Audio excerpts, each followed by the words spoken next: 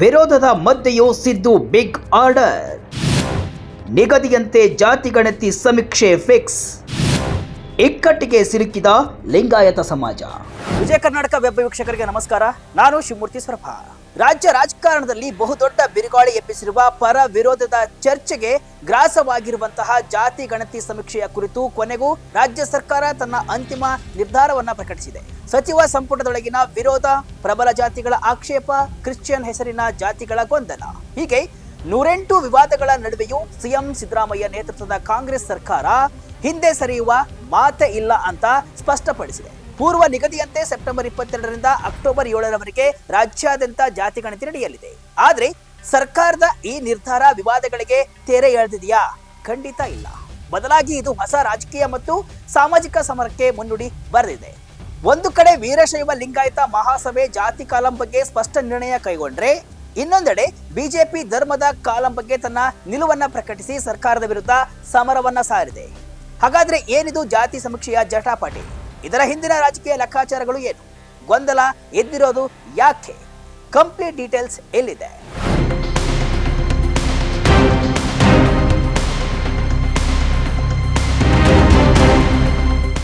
ರಾಜ್ಯದಲ್ಲಿ ಜಾತಿ ಗಣತಿ ನಡೆಸುವ ಸರ್ಕಾರದ ನಿರ್ಧಾರದ ಹಾದಿ ಸುಗಮವಾಗಿಲ್ಲ ಎಂಬುದಕ್ಕೆ ಕಳೆದ 2 ದಿನಗಳ ಬೆಳವಣಿಗೆಗಳೇ ಸಾಕ್ಷಿ.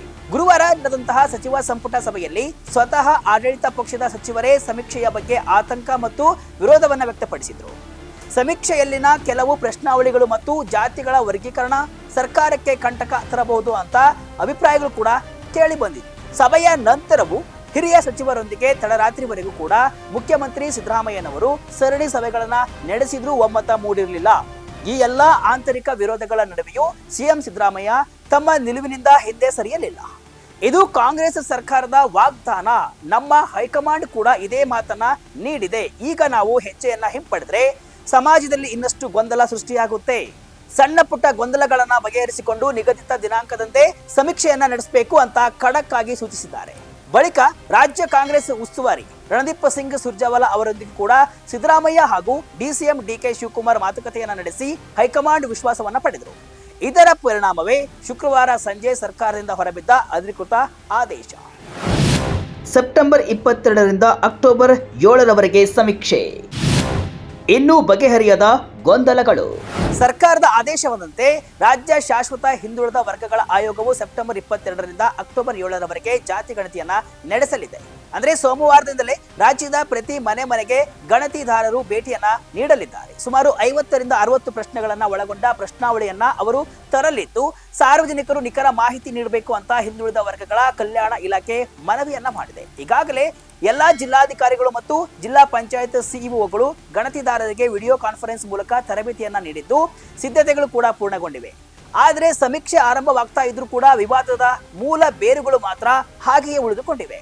ಇದರಲ್ಲಿ ಪ್ರಮುಖವಾದವುಗಳನ್ನ ಗಮನಿಸುವುದಾದ್ರೆ, ಮೊದಲನೇ ಮತ್ತು ಅತ್ಯಂತ ದೊಡ್ಡ ವಿವಾದ ಕ್ರಿಶ್ಚಿಯನ್ ಹೆಸರಿನ ಹಿಂದೂ ಜಾತಿಗಳ ಸೃಷ್ಟಿ.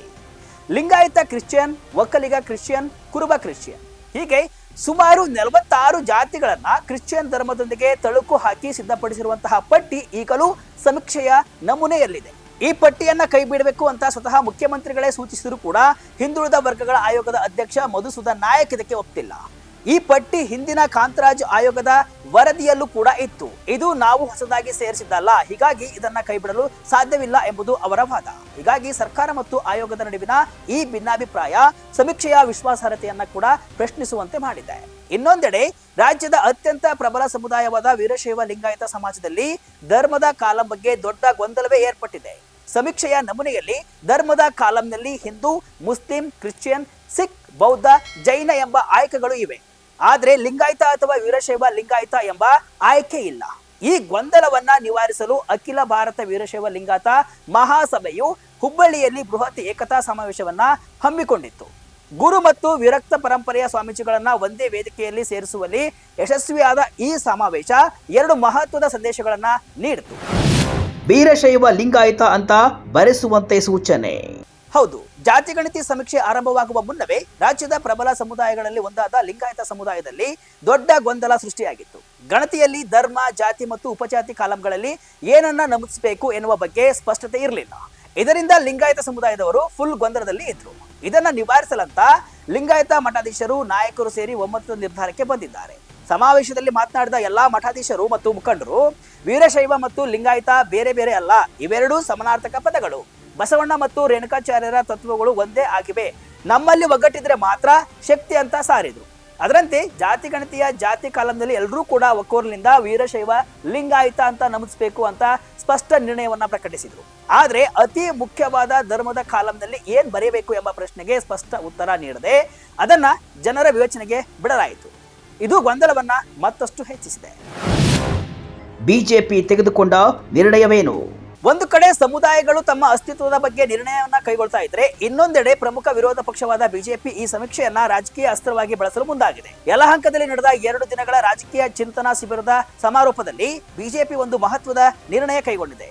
ಧರ್ಮದ ಕಾಲಂನಲ್ಲಿ ಎಲ್ಲಾ ಜಾತಿಯವರು ಹಿಂದೂ ಅಂತ ನಮಿಸಬೇಕು ಅಂತ ಸೂಚಿಸಿದೆ. ಬಿಜೆಪಿ ರಾಜ್ಯಾಧ್ಯಕ್ಷ ಬಿ.ವೈ. ವಿಜಯೇಂದ್ರ ಅವರ ನೇತೃತ್ವದಲ್ಲಿ ನಡೆದಂತಹ ಸಭೆಯಲ್ಲಿ ಜಾತಿ ಸಮೀಕ್ಷೆಯ ವೇಳೆ ರಾಜ್ಯದ ಯಾವುದೇ ಜಾತಿ ಯಾವುದೇ ಸಮಾಜವಾಗಿರಲಿ ಧರ್ಮದ ಕಾಲಂನಲ್ಲಿ ಹಿಂದೂ ಎಂಬುದಾಗಿ ನಮಿಸಬೇಕು ಅಂತ ಒಕ್ಕೊರಲಿನ ನಿರ್ಣಯವನ್ನು ಕೈಗೊಳ್ಳಲಾಯಿತು. ಬಳಿಕ ಮಾತನಾಡಿದ ವಿಜಯೇಂದ್ರ ಅವರು, ರಾಜ್ಯದ ಕಾಂಗ್ರೆಸ್ ಸರ್ಕಾರ ಸಾಮಾಜಿಕ ಸಮೀಕ್ಷೆಯ ಹೆಸರಿನಲ್ಲಿ ಹಿಂದೂ ಧರ್ಮವನ್ನ ಒಡೆಯುವ, ಜಾತಿಗಳನ್ನ ವಿಭಜಿಸುವ ಹುನ್ನಾರ ನಡೆಸಿದೆ. ಇದು ಅತ್ಯಂತ ದುರಂತಕಾರಿ, ನಾವು ಇದನ್ನ ಬಯಲಿಗೆಳ್ತೇವೆ ಅಂತ ಸರ್ಕಾರದ ವಿರುದ್ಧ ನೇರ ಆರೋಪವನ್ನ ಮಾಡಿದರು.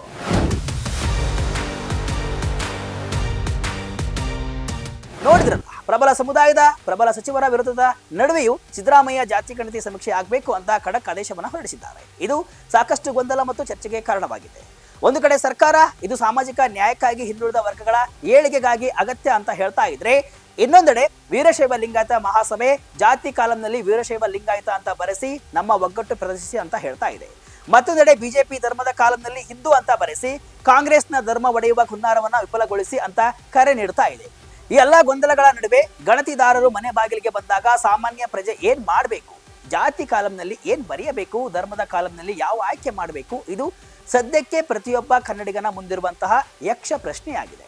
ಈ ಸಮೀಕ್ಷೆಯಿಂದ ಸಂಗ್ರಹವಾಗುವ ಮಾಹಿತಿ ಮುಂದೆ ಮೀಸಲಾತಿ ನೀತಿಯ ಮೇಲೆ ಪರಿಣಾಮ ಬೀರಲಿದೆ ಎನ್ನಲಾಗ್ತಾ ಇದ್ದು, ಈ ಗೊಂದಲಮಯ ವಾತಾವರಣದಲ್ಲಿ ಸಂಗ್ರಹವಾದ ದತ್ತಾಂಶ ಎಷ್ಟು ನಿಖರವಾಗಿರಲಿದೆ ಎಂಬ ಪ್ರಶ್ನೆಯೂ ಕೂಡ ಎದುರಾಗಿದೆ. ಒಟ್ಟಿನಲ್ಲಿ ಜಾತಿ ಗಣತಿಯ ಈ ಪ್ರಕ್ರಿಯೆ ಮುಂದಿನ ದಿನಗಳಲ್ಲಿ ರಾಜ್ಯ ರಾಜಕಾರಣದಲ್ಲಿ ಇನ್ನಷ್ಟು ದೊಡ್ಡ ಬಿರುಗಾಳಿ ಎಬ್ಬಿಸುವುದಂತೂ ಖಚಿತ. ಇದಿಷ್ಟು ಇವತ್ತಿನ ವಿಶೇಷ. ಇದೇ ರೀತಿಯ ಹಲವು ವಿಶ್ಲೇಷಣೆ ಮಾಹಿತಿ ಅಷ್ಟೇ ಅಲ್ಲ, ಮನರಂಜನೆಯ ವಿಡಿಯೋಗಳಿಗಾಗಿ ವಿಜಯ ಕರ್ನಾಟಕ ವೆಬ್ಸೈಟ್, ಫೇಸ್ಬುಕ್ ಹಾಗೂ ಯೂಟ್ಯೂಬ್ ಪೇಜ್ ಅನ್ನು ಫಾಲೋ ಮಾಡಿ. ಧನ್ಯವಾದಗಳು.